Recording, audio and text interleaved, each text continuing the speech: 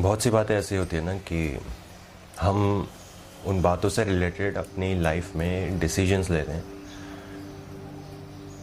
कई बार वो डिसीजंस हमारे लिए अच्छे साबित होते हैं, कई बार वो डिसीजंस हमारे लिए एक मिस्टेक साबित होते हैं। और जब डिसीजन अच्छे होते हैं तो हमें ऐसा लगता है कि हाँ, it's like we feel nice कि चलो बढ़िया, डिसीजन अच्छा है। लेकिन जब वही डिसीजंस मिस्टेक्स साबित हो जाते हैं तो फिर हम रिग्रेट करते हैं, जो कि नहीं करना चाहिए। बिकॉज आई ऑलवेज से कि रिग्रेट जो होता है, रिग्रेट्स आपको नेगेटिव करता है, रिग्रेट्स आपकी मेंटालिटी नेगेटिव करता है, वो नहीं करना चाहिए। But yeah it's a human nature, we can't do anything about it. हम रिग्रेट्स करते हैं। अब देखो मेरी जान, एक बात हमेशा ध्यान रखना, आपके जो डिसीजंस होते हैं ना, आपके डिसीजंस आते हैं आपके एक्सपीरियंस के ऊपर। आप लाइफ में क्या एक्सपीरियंस करते हो या आपने क्या एक्सपीरियंस किया है, उसके बेसिस पे आप डिसाइड करते हो या आपका माइंड डिसाइड करता है कि आपको कौन सा डिसीजन लेना है या आप कौन सा डिसीजन प्रेफर करते हो, कौन सा रास्ता चुनना प्रेफर करते हो। कि बह गया आसमान, पानी की हस्ती रुक गई, एक एक कदम बढ़ाए चल दिया मैं, पीछे कहीं मेरी बस्ती छूट गई। बह गया आसमान, पानी की हस्ती रुक गई। कि आंखें मेरी सब देख लेती हैं, कुछ अपने रिश्ते बेगाने देखे हैं, बेगानों को अपनाते देखे हैं, झूठ को सच बनाते, सच को झटके में बदलते देखा है, मेरी आंखों ने सब देखा है। जैसा अभी हम बात कर रहे थे ना कि आपके जो डिसीजंस होते हैं वो आपके एक्सपीरियंस के बेस पे आप एक डिसीजन लेते हो कि आपने क्या एक्सपीरियंस किया है, उसके हिसाब से आपकी मैच्योरिटी डिसाइड होती है। और जब मैच्योरिटी आपकी जैसी होगी, आप डिसीजन उसी तरह से लेते हो, है ना। अभी इसको ऐसे समझो कि जैसे मान लो जब आप 17 साल के थे, लेट्स से अभी आपकी एज है 30 ईयर्स, ठीक है। और हम जिन डिसीजंस की बात कर रहे हैं वो आपने लिए थे 17-18 साल की उम्र में, when you are a teenager. तो अब ज़रा इसको ऐसे सोच के देखो, जब आप टीनेजर थे तो उस टाइम पे आपकी क्या मैच्योरिटी होगी आज के हिसाब से। आज के कंपैरिजन में आपकी मैच्योरिटी कुछ भी नहीं थी, क्योंकि आपकी लाइफ में एक्सपीरियंसेस उतने नहीं थे। अभी आपकी 30 साल की उम्र है तो आपकी लाइफ में एक्सपीरियंसेस बहुत हुए, बहुत कुछ आपने एक्सपीरियंस किया, बहुत कुछ देखा। कभी अपनी लाइफ में देखा, कभी अपने आसपास वाले लोगों की लाइफ में देखा, आपके दोस्तों की लाइफ में, आपके पेरेंट्स की लाइफ में, अपने सेकेंड हाफ के लाइफ में, अपने स्पाउस, गर्लफ्रेंड्स, बॉयफ्रेंड्स, उन लोगों की लाइफ में आपने उनको गलती करते देखा और उनकी गलती से आपने सीखा। वो भी तो एक तरह का एक्सपीरियंस है ना, आपने उनकी लाइफ से भी एक एक्सपीरियंस लिया। सो या, on my topic, on my thing, on my words, कि आप जो डिसीजन लेते हो वो आप अपने मैच्योरिटी और अपनी एक्सपीरियंस के हिसाब से लेते हो। आपने लाइफ में क्या एक्सपीरियंस किया है, आपने क्या मैच्योरिटी, आपकी क्या मैच्योरिटी है, उसके बेसिस पे आप डिसीजन लेते हो। तो जब हम बात करते हैं कि अगर आपका डिसीजन अच्छा हुआ तो फिर तो बहुत अच्छी बात है। जैसे मान लो आपने कोई भी डिसीजन लिया था और वो डिसीजन आपके लिए अच्छा साबित हुआ, तो ये तो अच्छी बात है ना। फिर तो सेलिब्रेशन का टाइम है, सेलिब्रेट करो। लेकिन कई बार ऐसा होता है कि हम डिसीजन लेते हैं और वो गलत साबित होता है हमारी लाइफ में, फिर वो मिस्टेक बन जाती है। कि उन लम्हों की क्या बात करें, बस इतना जान लो कि हम तन्हाई में भी खुश थे। उन लम्हों की क्या ही बात करें, बस इतना जान लो कि हम तन्हाई में भी खुश थे। ना कलम चली, ना कागज़ भरे, ना कहानी पूरी हुई, ना वो मिले। बिना कलम चली, ना कागज़ भरे, ना कहानी पूरी हुई, ना वो मिले। अच्छा, before moving forward in this episode, मैं आपसे एक रिक्वेस्ट करना चाहता हूँ। अभी एक्चुअली मैं एवरी टाइम मैं रात में एपिसोड्स रिकॉर्ड किया करता था, बट अभी सुबह हो रही है। सो अगर आपको आसपास से बहुत ज़्यादा शोर मिले ना, सो I beg your pardon, please, because बातें करनी ज़रूरी है, आपके लिए एपिसोड्स बनाने ज़रूरी हैं। मैं अपना फ़र्ज़ अदा कर रहा हूँ, जैसे हो पाए मैं मैनेज करने की कोशिश करता हूँ। So please forgive me on that, because इस टाइम पे आई एम श्योर आपको पीछे से बहुत ज़्यादा आवाज़ आ रही होगी, and sometimes it becomes annoying, I know that. कभी कभी ये बात बहुत ज़्यादा एनोइंग हो जाती है कि पीछे से इतना शोर आ रहा है and all that stuff, I know that, I am so sorry. So या तो आपकी जो गलतियां हैं जब वो मिस्टेक साबित हो जाएं तो उसका क्या किया जाए? मेरी जान, उसका आप कुछ कर सकते हो क्या? जो चीज़ आपने कर दी आप उसको बदल सकते हो, क्योंकि वो चीज़ तो हो गई, वो जो मोमेंट था वो तो हो गया, अब वो तो पास्ट बन चुका है। तो क्या आप उसका कुछ कर सकते हो? नहीं, आप कुछ नहीं कर सकते। आप क्या करते हो, आप बस फ्लो के साथ आगे बढ़ते हो। एक चीज़ होती है ट्रॉमास, आपके माइंड में कुछ ट्रॉमास होते हैं, और एक चीज़ होती है आपकी मिस्टेक्स, आपकी गलतियाँ। तो जब हम ट्रॉमास की बात करते हैं ना, तो ट्रॉमास आर डिफरेंट थिंग, ठीक है, बिकॉज ट्रॉमास ऐसी चीज़ है जो आपके माइंड से कभी निकलेंगी नहीं, no matter how hard you try और no matter what you do. Traumas हमारे माइंड में कहीं ना कहीं रह जाती हैं, ट्रॉमास आपके माइंड से कभी निकलते नहीं हैं। इसको ऐसा समझो जैसे एक जार है, ठीक है, जार में आपने मान लो आधे लीटर का एक जार है, आधे लीटर के जार में आपने आधे लीटर पानी भर दिया तो वो जार जो है वो फुल हो जाएगा, ठीक है। लेकिन जब आप उसी आधे लीटर वाटर को एक लीटर के जार में डालोगे तो वो जो वाटर है वो आधा ही लीटर है ना, लेकिन जार जो है वो बढ़ गया। फिर आप उस आधे लीटर के जार को आप 2 लीटर, 3 लीटर, 5 लीटर, ऐसे जैसे जैसे जार बढ़ाते जाओगे जो पानी की क्वांटिटी है वो कम दिखने लगेगी, है ना। ट्रॉमाज ऐसी चीज़ है, जो पानी है वो ट्रॉमा है और जो जार है वो आप है। ट्रॉमाज आपके पास ही रहते हैं, आपके जहन में ही रहते हैं हमेशा, बस आप ग्रो करते हो लाइफ में, आप आगे बढ़ते हो। जैसे हम जार बदलते जा रहे हैं वैसे आप अपने आप को बदलते जा रहे हो, आप अपनी लाइफ में आगे बढ़ते जा रहे हो, आप मैच्योर होते जा रहे हो डे बाय डे, ठीक है। सो ट्रॉमास तो चलो डिफरेंट चीज़ हो गई, ट्रॉमास तो अलग डिबेट है, वो अलग आर्गूमेंट है। लेकिन जब हम मिस्टेक्स की बात करते हैं तो मिस्टेक्स ऐसी चीज़ है कि मिस्टेक्स आप सुधार सकते हो, मिस्टेक्स आप भूल सकते हो, क्योंकि वो ट्रॉमा नहीं है। उस मिस्टेक से रिलेटेड अगर कोई ट्रॉमा आया है तो वो अलग बात है, वो फिर ट्रॉमास के डिबेट में आता है, वो ट्रॉमास के आर्गूमेंट में आता है। ट्रॉमास के ऊपर भी हम लोग फुर्सत में बात करेंगे किसी दिन, आज नहीं। और वही जब हम लोग मिस्टेक्स की बात करते हैं ना, तो मिस्टेक्स ऐसी चीज़ है जो आप भूल सकते हो, जिससे आप लाइफ में आगे बढ़ सकते हो, वो चीज़ कहीं ना कहीं आपकी लाइफ को बेहतर बनाती है। ट्रॉमास जो है, ट्रॉमास आपकी लाइफ को बेहतर नहीं बनाती, आपको कॉशियस कर देती है, आपको सावधान कर देती है चीज़ों से। आप हमेशा अटेंटिव रहते हो, कॉशियस रहते हो, हर डिसीजन लेने के लिए आप कॉशियस रहोगे अगर आपके माइंड में कोई ट्रॉमा है। लेकिन मिस्टेक्स ऐसी चीज़ है कि जब आप मिस्टेक करते हो, कोई आपने डिसीजन लिया, आपने कोई मिस्टेक की, फिर उस मिस्टेक से आप कॉशियस नहीं रहोगे, आप मैच्योर हो जाओगे, आप ग्रो करोगे लाइफ में, क्योंकि आपने वो चीज़ पहले कर दी। तो आने वाले टाइम में मे बी 10 साल, 20 साल, 30 साल, 40 साल, जब तक वो बात आपके जहन में रहेगी तब तक आपको ये पता है कि ये गलती है, ये दोबारा नहीं करनी, और अगर की है तो इससे बाहर कैसे आना है, तो इससे बचना कैसे है, क्योंकि आपने वो कर दिया ना। अभी मेरी जान देखो, इस एपिसोड में ना हम लोग ट्रॉमास के ऊपर ज़्यादा बात नहीं कर रहे, लेकिन मैं थोड़ा सा ट्रॉमा को भी टच कर देता हूँ, सो दैट थोड़ी सी क्लैरिटी आ जाए कि मिस्टेक्स और ट्रॉमास दोनों में डिफरेंस कैसे होता है और हमारी लाइफ में कैसे अलग अलग तरह से इम्प्लीमेंट होता है वो, या इफ़ेक्ट करता है। देखो, ट्रॉमास, जब हम मिस्टेक की बात करते हैं तो मिस्टेक, मैंने क्या बोला कि आप उनको भूल सकते हो। मिस्टेक्स आपकी लाइफ को बेहतर बनाती है, मिस्टेक्स आपको एक बेहतर इंसान बनाती है, क्योंकि आपको उसके बारे में पता चल जाता है कि ये मिस्टेक है, ये लाइफ में नहीं करना है, अगर बाय चांस किया तो उससे बचना कैसे है।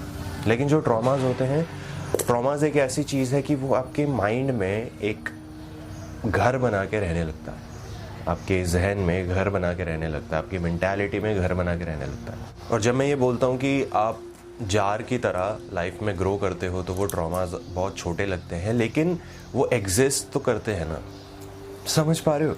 जैसे अभी हमने जार और पानी का एग्जांपल लिया, ठीक है, तो हम क्या कर रहे थे कि हम जार बदल रहे थे, लेकिन पानी जो है वो उतना ही रख रहे थे, क्योंकि ट्रॉमा तो उतना ही है ना, ट्रॉमा तो आधे लीटर का ही है। हम बस लाइफ में ग्रो कर रहे हैं, हम जा रहे हैं, हम बढ़ते जा रहे हैं, लेकिन टेक्निकली जो ट्रॉमा है वो है तो वहीं ना, ट्रॉमा गया तो कहीं नहीं ना, वो है तो वहीं। वो आधा लीटर पानी रहेगा तो उसी जार में, भले ही उसकी क्वांटिटी छोटी है, लेकिन वो रहेगा तो उसी जार में ना, वो जाएगा नहीं कहीं।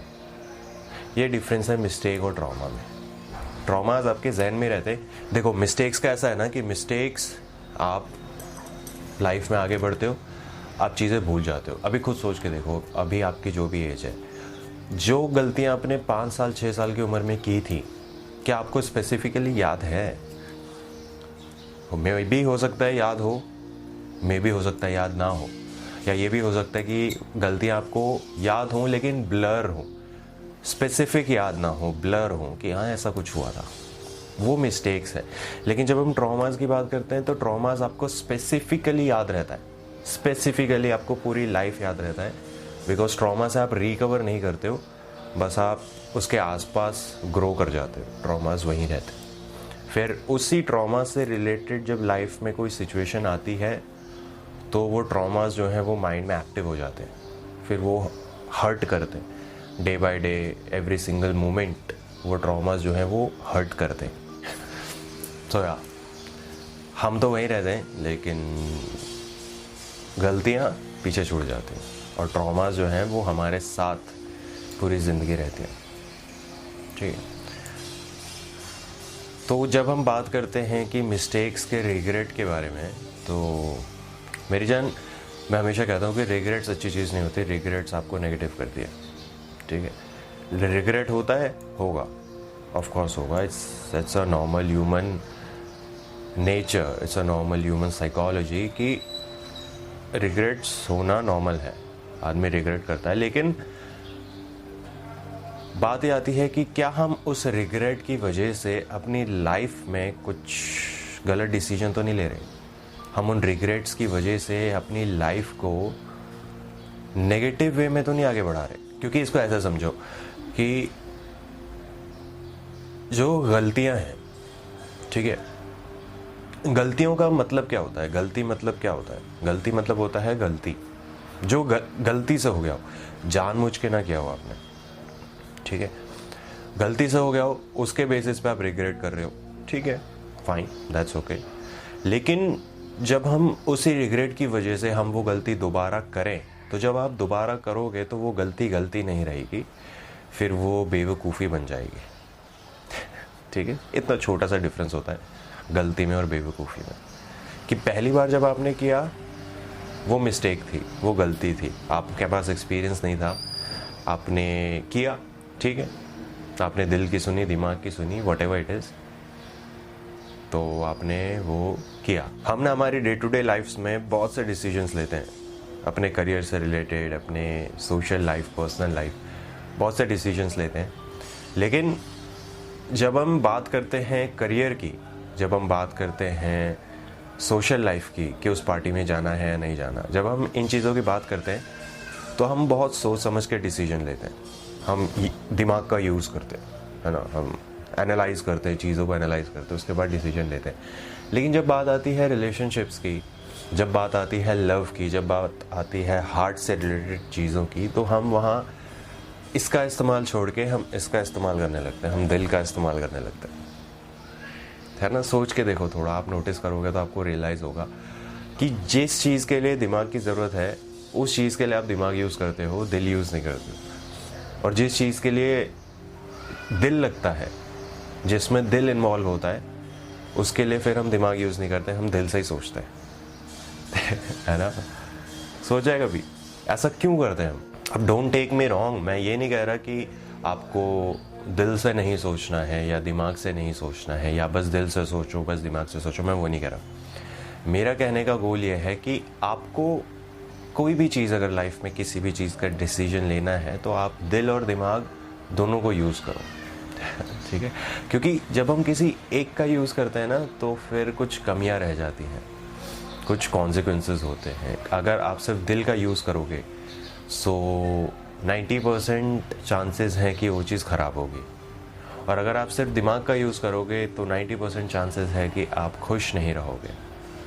And 90% is like a freaking big number, right? It's a big number. तो मेरा ये कहना है कि लाइफ में जब भी आप कोई डिसीजन लो तो दिल और दिमाग दोनों को यूज़ करके डिसीजन लो। एनालाइज करो क्या आपको ये अच्छा लगता है। अच्छा एज इन क्या आपका दिल लगेगा इस काम में? लगेगा तो आपने दिल की बात रख ली। फिर सोचो कि दिल तो चलो दिल का तो मान लिया, अब इसमें मेरे दिमाग का क्या फ़ायदा है, मेरा दिमाग कहाँ यूज़ होगा, मेरे दिमाग का क्या प्रॉफिट हो रहा है। ऐसे आपको एनालाइज करना पड़ता है कोई भी डिसीजन लेने से पहले। और जब आप ऐसे डिसीजन लेके एनालाइज करते हो तो आप मिस्टेक नहीं करते हो। और मे भी आप मिस्टेक कर लो लेकिन ट्रॉमास नहीं मिलेंगे ना आपको, क्योंकि आपने बहुत सोच समझ के डिसीजन लिया, आपने बहुत एनालाइज किया, दिल और दिमाग दोनों की सुनी। और जब हम दिल और दिमाग दोनों की बात करते हैं तो यहाँ पर एक डिबेट निकल के आती है कि दिल कुछ और बोलता है और दिमाग कुछ और बोलता है, उसको कैसे हैंडल किया जाए। बिकॉज ऑब्वियसली ना, दिल और दिमाग दोनों बहुत अपोजिट हैं। दिमाग बहुत ज़्यादा रैशनल होता है, दिल इमोशनल होता है है ना। दिमाग जो है बहुत ज़्यादा रैशनली सोचता है, लॉजिक लगाता है, चीज़ों में लॉजिक ढूंढता है, सेंस ढूंढता है। लेकिन दिल जो होता है, दिल बस कर देता है कि अच्छा लगता है कर देते, ये करके देखते हैं, अच्छा लग रहा है देख के, तो इमोशंस कनेक्ट हो रहे हैं, सो लेट्स सी, कर देते। तो दिल और दिमाग जो है वो दोनों बहुत अलग सोचते हैं। तो ऐसे टाइम पे कैसे हैंडल किया जाए? अब जैसा मैंने अभी आपको बोला कि आपको एनालाइज करना होता है। आप एनालाइज करोगे तो आपको समझ में आएगा कि अब देखो 100% चीज़ें तो मैच नहीं करेंगी ऑब्वियसली, बिकॉज दोनों अलग तरह से काम करते हैं ना। आपका दिल अलग सोचता है, दिमाग अलग सोचता है, दोनों अलग तरह से काम करते हैं। तो 100% चीज़ें मैच तो नहीं करेंगी, लेकिन आपको ये दोनों के पर्सपेक्टिव से सोचना पड़ेगा। दिल से आप क्या क्या करते हो, दिल से आपके रिलेशनशिप जुड़े होते हैं। जो भी चीज़ आपके इमोशंस के साथ जुड़ी है वो आपके दिल की कहानी है, वो आपके दिल की बात है। और जो भी चीज़ लॉजिकल, जो भी चीज़ रैशनल है, वो चीज़ आपके माइंड से जुड़ी है। जैसे करियर, ठीक है, जैसे आपकी जॉब, जैसे पढ़ाई, वो आपके दिमाग से जुड़ी है। लेकिन जैसे रिलेशनशिप, जैसे लव लाइफ, दोस्ती, फैमिली, ये चीज़ आपके दिल से जुड़ी होती है। और जब आप थोड़ा डेप्थ में सोचते हो ना इसके बारे में, जब आप सुकून से बैठते हो और फिर जब आप सोचते हो ना, तो आपको समझ में आता है कि कहीं ना कहीं दोनों जो बात बोल रहे हैं, दिल और दिमाग जो बोल रहे हैं, कहीं ना कहीं उसका सेंस तो बन रहा है। कहीं ना कहीं ये चीज़ तो है कि अगर मैं दोनों की सुनूं तो काम हो जाए। लेकिन फिर जब हम दोनों की सुनने जाते हैं तो फिर बड़ी कन्फ्यूजन होती है कि भाई ये करूँ ना, ये करूँ या वो करूँ, ये करना है या वो करना है, समझ नहीं आता, है ना। सो लाइक आई सेड कि आपको एनालाइज करना होता है। अब 100% तो मिलेंगे नहीं, तो कुछ बातें ऐसी हैं जो दिल और दिमाग दोनों सेम चीज़, सेम तरह से बोल रहे होंगे।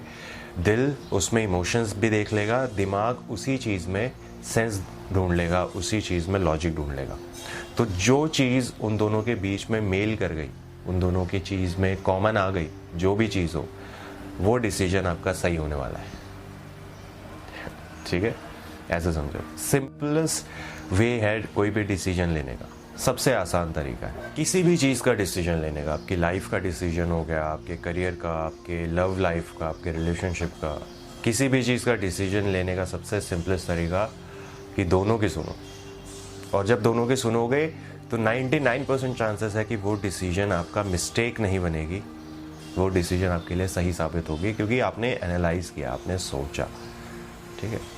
And yes, again technically depth deep बात तो यही है कि आप उतना ही सोच पाओगे जितना आपने एक्सपीरियंस किया है ना। बिकॉज बात तो घूम फिर के वही आती है कि आपकी लाइफ में आपने एक्सपीरियंस क्या किया है, आपने अपनी लाइफ में क्या देखा है, आपकी मैच्योरिटी क्या कहती है। क्योंकि आपने जितना देखा होगा, आपके दिमाग ने और आपके दिल ने भी तो उतना ही देखा है। तो उन दोनों की जो समझ है, आपके दिल और दिमाग की जो समझ है, वो भी तो उतनी ही होगी, उससे ना ज़्यादा होगी ना कम होगी, उतनी ही होगी जितनी आपने देखी है, जितना आपने एक्सपीरियंस किया है अपनी पास्ट लाइफ में या अपनी प्रेजेंट लाइफ में, उतना ही आप देख पाओगे। आपके और मेरे जैसे लोग, हम लोग पास्ट में बहुत ज़्यादा अटके रहते हैं और फ्यूचर की बहुत टेंशन लेते रहते हैं। तो जिस चक्कर में क्या होता है ना कि हमारा जो प्रेजेंट है उसकी खिचड़ी बनी रही है ठीक है, हम पास्ट के ट्रॉमास में अटके हुए हैं, पास्ट की गलतियों में अटके हुए हैं और उन गलतियों की वजह से हम अपने फ्यूचर की परवाह करते रहते हैं। हम अपने फ्यूचर के बारे में सोचते रहते हैं कि यार फ्यूचर में क्या होगा, इस पर्टिकुलर चीज़ पे, स्पेसिफिक चीज़ पे क्या होगा, जिसके चक्कर में आज का जो मोमेंट है हम उसको भी ख़राब कर रहे हैं। आज जो प्रेजेंट लाइफ है हम उसकी भी खिचड़ी बनाने में लगे हुए हैं, दाल तड़का मार के मस्त खिचड़ी बना रहे हैं। तो ऐसा क्यों हो रहा है? क्योंकि हमारी जो मेंटालिटी है वो या तो पास्ट में है या फ्यूचर में है, लेकिन अभी जो चल रहा है ना हम वो एनालाइज नहीं कर रहे। तो आपने देखे होंगे ना ऐसे लोग, तो उनके साथ क्या हो रहा है? उनके साथ यही हो रहा है कि वो पास्ट में अटके हुए हैं और पास्ट की गलतियों के चक्कर में वो अपने फ्यूचर के बारे में बहुत सोच रहे हैं, है ना। तो उस चक्कर में उन्होंने क्या किया, पास्ट और फ्यूचर के बीच में वो इस तरह से उलझ गए ना कि उन्होंने अपना प्रेजेंट जो है उसकी खिचड़ी बना दी, उन्होंने वो गलती दोबारा कर दी। ठीक है, और ये हम हर रोज़ देखते हैं अपने आसपास। अगर आप नोटिस करोगे तो आपको बहुत से ऐसे लोग मिल जाएंगे जो ये बातें आपको बताएंगे, लेकिन हम भी वही कर रहे हैं ना। तो हम जो हैं वो चीज़ें देख नहीं पा रहे, हमारा विजन जो है वो बहुत ज़्यादा स्टिफ हो गया है, हम एक पर्टिकुलर चीज़ पे अटक गए हैं, हम उसी चीज़ के बारे में सोचते रहते हैं। लेकिन जब हम अपना विजन वाइड करते हैं, जब हम अपना विजन बड़ा करते हैं, तो हमें चीज़ें क्लियर दिखती है, हमारे विजन में क्लैरिटी आती है। सो मेरा बेसिकली ये कहना है कि जब भी आप लाइफ में कोई डिसीजन लेने की सोचो ना, तो आप एनालाइज करो, ठीक है। सिर्फ दिल की मत सुनो या सिर्फ दिमाग की मत सुनो, आपको दोनों की सुननी पड़ेगी, आपको दोनों की बातें समझनी पड़ेगी। बिकॉज जो भी काम आप करोगे वो आप फिजिकली, मेंटली और इमोशनली आप तीनों तरह से इन्वॉल्व होने वाले हो। कोई भी डिसीजन हो, आपके करियर से रिलेटेड हो, व्हाटएवर इट इज़, जो भी डिसीजन आप लाइफ में लेने वाले हो, वो डिसीजन में आप तीनों तरह से इन्वॉल्व होगे, है ना। आप फिजिकली भी इन्वॉल्व होगे ऑफ कोर्स, मेंटली भी इन्वॉल्व होगे ऑफ कोर्स, और आप इमोशनली भी इन्वॉल्व होगे उसमें। तो जब आप किसी भी डिसीजन में आप लॉजिक ढूंढते हो ना, तो वहाँ पर कहीं ना कहीं थोड़ा सा दिल को भी प्रायोरिटी देनी चाहिए, थोड़ा सा दिल का पर्सपेक्टिव भी समझना चाहिए कि आपका दिल क्या कहता है, क्या आप उस काम में दिल लगा सकते हो। और जब आप ये बातें एनालाइज करके कोई भी डिसीजन लोगे, तो वो डिसीजन कभी भी गलत साबित नहीं होगा, क्योंकि आपने बहुत एनालाइज किया है, ठीक है। और अगर गलती से हो भी गया, अगर वो डिसीजन गलती से आपकी मिस्टेक बन भी गई, तो आप रिग्रेट्स नहीं करोगे, क्योंकि आपने बहुत सोच समझ के डिसीजन लिया था, ठीक है। और अगर रिग्रेट भी करोगे, अगर रिग्रेट भी करते हो, तो आप पूरी लाइफ उसको रिग्रेट नहीं करोगे, क्योंकि वो चीज़ आपको ग्रो करवा देगी, वो चीज़ आपको मैच्योर बना देगी। फिर अगर आने वाले टाइम में आपसे किसी ने उसी स्पेसिफिक चीज़ के लिए अगर एडवाइस मांगी, तो जस्ट इमेजिन आप कितनी अच्छी एडवाइस दे सकते हो सामने वाले को, क्योंकि आपने वो चीज़ पहले किया है, आपको पता है कि ये चीज़ कैसे काम करती है, और अगर ये इसको इस तरह से करूँगा या करूँगी तो गलती है, या अगर इसको इसी तरह से घुमाया तो फिर मज़ा आएगा, फिर ये डिसीजन मिस्टेक नहीं बनेगी, फिर अच्छा लगेगा है ना। कि अंधेरे में जलते दिए समय, अंधेरे में जलते दिए समय खिड़की सी आती हवाएं तू,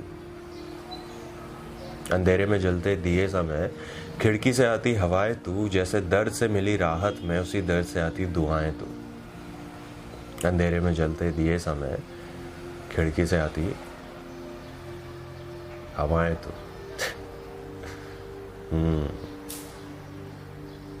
तो क्या होता है कि हम हर बार अपने आप को हील करने के लिए ना रीज़न ढूंढते रहते हैं कि एक ऐसा रीज़न मिल जाए, एक ऐसा मौका मिल जाए जब हम अपने गम को हील कर लें, है ना।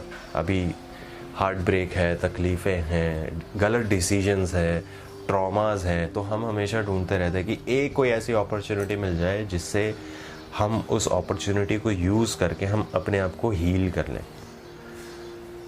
हाँ, लेकिन फिर उस हीलिंग के चक्कर में, उस अपॉर्चुनिटीज़ के चक्कर में, जिसे हम अपॉर्चुनिटी समझ रहे थे, कई बार वो एक मिस्टेक साबित हो जाती है।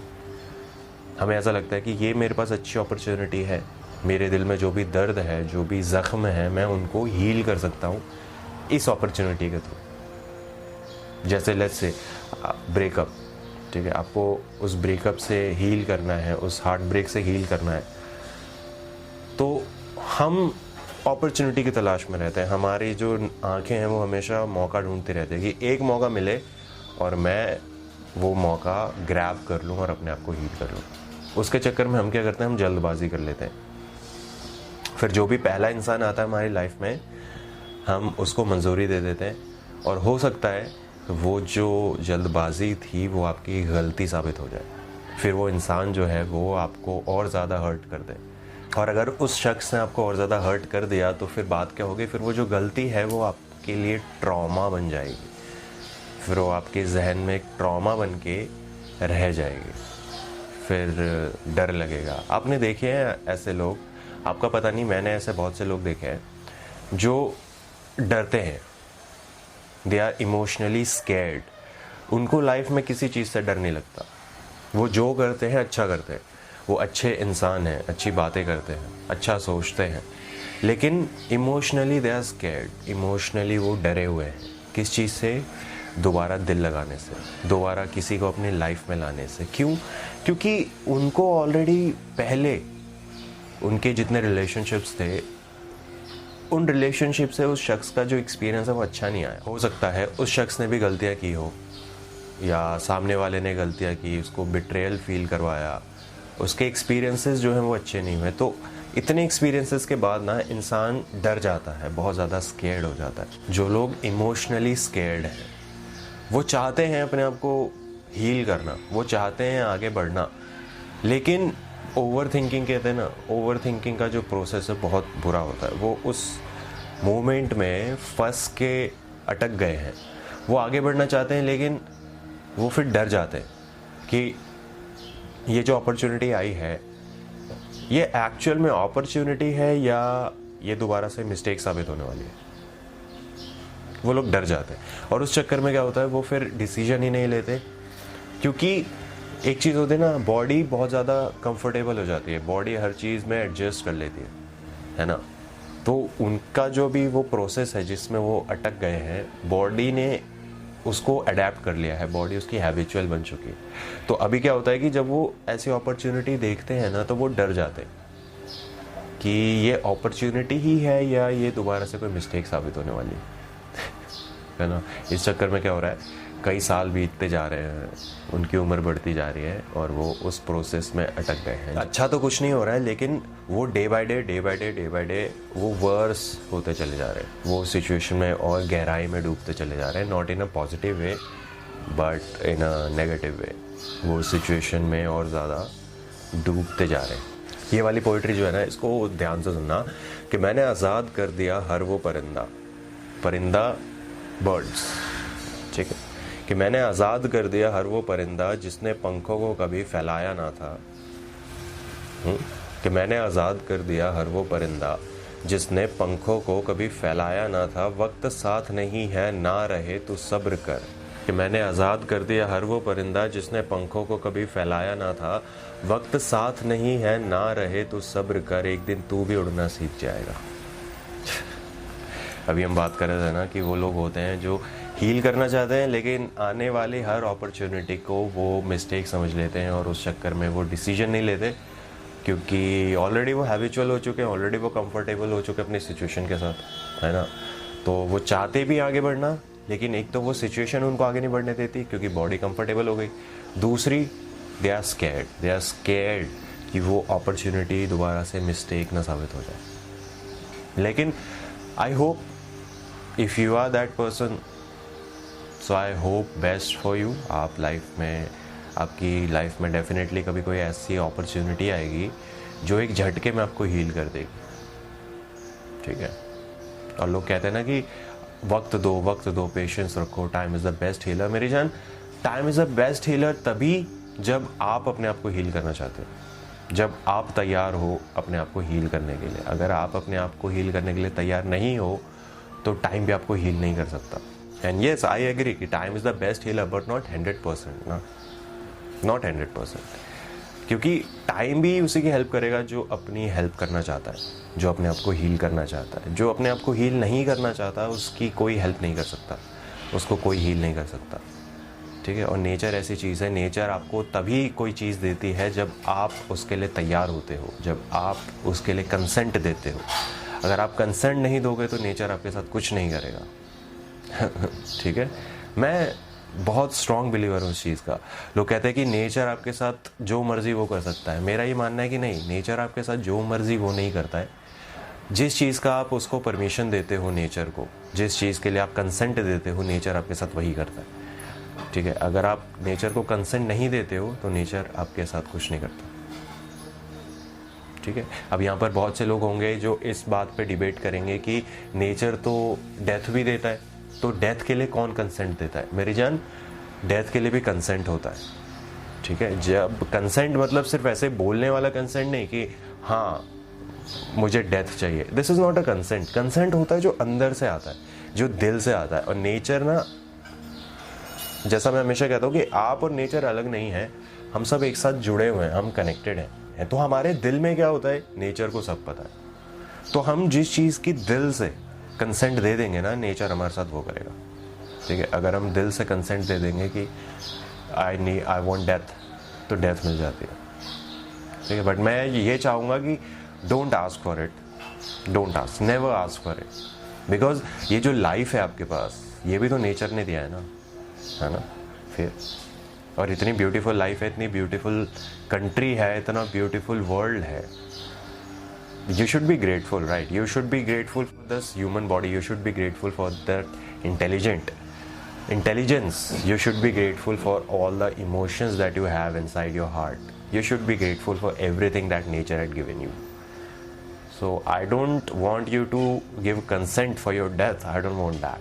Because life is beautiful. आप अगर अपने आसपास देखोगे तो आपको बहुत ब्यूटी नज़र आएगी। लेकिन फिर लोग बोलते हैं कि आसपास तो बस बुराई हो रही है, आसपास तो सब गलत हो रहा है। लेकिन मेरी जान, अच्छा भी तो हो रहा है ना। हर चीज़ नेगेटिव थोड़ी हो रही है, कहीं ना कहीं इस दुनिया में अच्छा भी हो रहा है। इसलिए आप जैसे और हमारे जैसे लोग ऐसे बैठ के बात कर पा रहे हैं, अच्छी अच्छी बात कर पा रहे हैं, सुकून से सांस ले पा रहे हैं, सुकून से अपनी ज़िंदगी जी पा रहे हैं, 2 वक्त की रोटी अपने घर के साथ, घर वालों के साथ खा पा रहे हैं, क्योंकि इस दुनिया में अच्छा भी हो रहा है। अगर हर चीज़ बुरी होती तो हम जिंदा नहीं होते ठीक है। It's nothing, it's just a different perspective, it's one more perspective. अगर आप ये समझ गए तो आई गेस थोड़ी बहुत चेंजेस आ जाएंगे आपकी थिंकिंग में, आपकी माइंड में। And I hope because that's our motto, right? That's our motto. हमें क्या करना है? हमें इस सोसाइटी में एक चेंज लेके आना है, हमें एक ब्यूटीफुल चेंज लाना है, हमें लोगों को प्यार करना सिखाना है। आपके जैसे, हमारे जैसे लोग साथ में बैठ के इस दुनिया में एक बदलाव लेके आए, इससे अच्छी चीज़ और क्या हो सकती है? लोग कहते हैं कि अगर आपको कुछ चेंज करना है तो आप पॉलिटिक्स ज्वाइन करो, ये करो, वो करो। मेरा ये कहना है कि आप इंडिविजुअली स्टार्ट करो। आपको पॉलिटिक्स में जाके आपको कुछ चेंज करना है, ये ज़रूरी नहीं है। अगर आप पॉलिटिक्स में जाना चाहते हो, उसके बाद आप सोसाइटी में कुछ चेंज लाना चाहते हो, that's a very good thing. Politics कोई बुरी चीज़ थोड़ी है, that's a very good thing. लेकिन अगर आप पॉलिटिक्स में नहीं जाना चाहते but still you want to make a change in your society, so start individually. फिर लोग कहते हैं कि हम अच्छा काम करते हैं, हमें सपोर्ट नहीं मिलता। स्टार्टिंग में मेरी जान किसी को सपोर्ट नहीं मिलता, ठीक है। आपको शुरुआत अकेले करनी होती है, आप अकेले रास्ते पे चलते हो। फिर जब आपका वो डिसीजन जब मिस्टेक नहीं बनता और वो डिसीजन जब अच्छा साबित होने लगता है, तो लोग ऑटोमेटिकली आपके साथ जुड़ते चले जाते हैं, ठीक है। बिकॉज आप जब भी नोटिस करोगे ना, तो इस दुनिया में जितने बड़े बड़े रेवोल्यूशंस हुए हैं, सब अकेले ही क्रिएट किए गए हैं, सब अकेले ही बनाए गए हैं। बाद में लोगों ने उनका सपोर्ट किया। रेवोल्यूशंस, इन्वेंशंस, स्टार्टिंग में सब अकेले होता है। इंसान इंडिविजुअली अकेले ही स्टेप लेता है, बाद में लोग उनके साथ जुड़ते हैं, बाद में लोग उनका सपोर्ट करते हैं, फिर आप आगे चलते हो, लोग आपको फॉलो करते हैं। लेकिन स्टार्ट जो होता है वो हमेशा अकेला होता है। स्टार्ट हमेशा एक इंसान करता है, वो अकेले करता है, और वो भी अकेले इसलिए करता है बिकॉज वो उस आइडिया पे बिलीव करता है। मैं ये स्टेप अकेले मैंने लिया, मैं अकेले अभी चल रहा हूँ, थोड़ा बहुत सपोर्ट है, अच्छी बात है, लोग मुझे सपोर्ट करते हैं, आप जैसे लोग मुझे सपोर्ट करते हैं, आई लव इट, ठीक है। लेकिन अब धीरे धीरे करके लोग जुड़ते जाएंगे और हमारा जो मोटो है वो बढ़ता चला जाएगा। मैं इस मोटो पे बहुत बिलीव करता हूँ, इसलिए मैं ये कर रहा हूँ, ठीक है। So yes, if you want to do something, if you want to make a change in your society, start individually. हमेशा मैं लोगों को बोलता हूँ कि कंप्लेन मत करो, स्टेप लो, इंडिविजुअली कदम बढ़ाओ, अपने आप को उसके केपेबल बनाओ, अपने आप को उस रास्ते पर लेके जाओ कि आप एक चेंज लेके आओ। कि दर्द में है दिल हमारा, कोई मलहम तो लगाओ। कि दर्द में है दिल हमारा, कोई मलहम तो लगाओ, कि ऊपर से दिख नहीं रहा है थोड़ा जख्म तो लगाओ। कि दर्द में है दिल हमारा, कोई मलहम तो लगाओ, ऊपर से दिख नहीं रहा कोई जख्म तो लगाओ। हमारे जो रिग्रेट्स हैं, हमारे जो मिस्टेक्स हैं, डीप इनसाइड आवर हार्ट वो मिस्टेक्स, वो रिग्रेट्स अंदर छुप गए हैं, है ना। और इस तरह से घर कर गए हैं वो ट्रॉमास जो रह के हमें पोक करते हैं, रह के हमें हर्ट करते हैं। उस सिचुएशन से स्पेसिफिकली, उस सिचुएशन से रिलेटेड जब कोई सिचुएशन होती है प्रेजेंट लाइफ में, तो वो ट्रॉमास जो हैं वो हर्ट करते हैं। And the worst part about these things कि किसी को दिखता नहीं है। अगर आप बीमार हो, लेट्स से आप बीमार हो, तो आपके आसपास जो लोग हैं जो आपको डेली देखते हैं उनको पता चल जाता है कि आप बीमार हो, है ना। आपका चेहरा उतर जाता है, उनको पता चल जाता है कि आप बीमार हो। लेकिन ये जो चीज़ें होती हैं, things like depression and others, so the worst part about this कि किसी को पता नहीं चलता that what you are going through. The worst part, जितना झेलना होता है आपको अकेले झेलना होता है। And when you try to talk about it, so हमें ये भी नहीं पता होता कि बात क्या करें, कैसे करें, क्योंकि जो इंसान डिप्रेस है उसके माइंड में हज़ारों चीज़ें चल रही हैं। लोग बोलते हैं कि talk about it, talk about it, लोग बोलते हैं उसके बारे में बात करो। क्या बात करें, कितना सुन लोगे तुम, कितना सुन लोगे, क्या क्या सुन लोगे। हमें हर चीज़ दिख रही है, तुम क्या सुन लोगे। द बेस्ट पार्ट इज़ कि ये चीज़ें हैं किसी और को बॉदर नहीं करती, but the worst part is कि किसी और को बॉदर नहीं करती हैं, सिर्फ आपको बॉदर करते हैं, सिर्फ आपकी ज़िंदगी हल बनाते हैं। That's the worst part about these things, over thinking, depression, traumas, facing the traumas, living with the traumas, the worst part. तो मेरी जान, जाने से पहले एक छोटी सी पोइट्री कि कुछ पल अभी भी मिल जाते हैं मुस्कान के, कुछ पल अभी भी मिल जाते हैं मुस्कान के, उन पलों में मगर अब वो नहीं। कि कुछ पल अभी भी मिल जाते हैं मुस्कान के, उन पलों में मगर अब वो नहीं। एक एक लम्हा उन्हीं के नाम का है मेरी ज़िंदगी में, उन लम्हों में मगर वो नहीं। कि एक चेहरा छिपा है जहन में और यादों में हमारे, एक चेहरा छिपा है जहन में और यादों में हमारे, हर आफताब दिख जाया करता है। आफताब मतलब होता है सूरज, सुबह, सुबह मतलब नॉट टेक्निकली सुबह, आफताब मतलब सूरज, ठीक है। कि एक चेहरा छिपा है जहन में और यादों में हमारे, हर आफताब दिख जाया करता है। अफसोस तो ये है कि उन यादों में अब वो नहीं। कि कुछ पल अभी भी मिल जाते हैं मुस्कान के, उन पलों में मगर अब वो नहीं, उन यादों में वो नहीं। तो कौन है? अगर वो नहीं है तो कौन है? पता चलेगा। चलो फिर मेरी जान, आपको ये एपिसोड कैसा लगा आप मुझे कमेंट करके बता सकते हो। डिस्क्रिप्शन इस एपिसोड का चेक करोगे तो एक ईमेल आईडी मिलेगी आपको, उस ईमेल आईडी पर मुझे मेल करके बता सकते हो एपिसोड कैसा लगा। आप भी ऐसा कुछ लिखते हो, कोई पोइट्री, कोई कहानी इससे रिलेटेड आपके दिमाग में हो तो वो भी मुझे लिख के बता सकते हो। I love to read stories, I love to read different perspectives. आपका क्या पर्सपेक्टिव है गलतियों से, मिस्टेक्स और ट्रॉमास एंड रिग्रेट्स को लेके, आप वो भी मुझे बता सकते हो। I am open to everything. ठीक है, ठीक है। चलो फिर इसी बात के साथ आज का एपिसोड खत्म करते हैं। अब मैं आपसे मिलूंगा नेक्स्ट एपिसोड में, तब तक के लिए टाटा बाय बाय, अपना ख्याल रखना।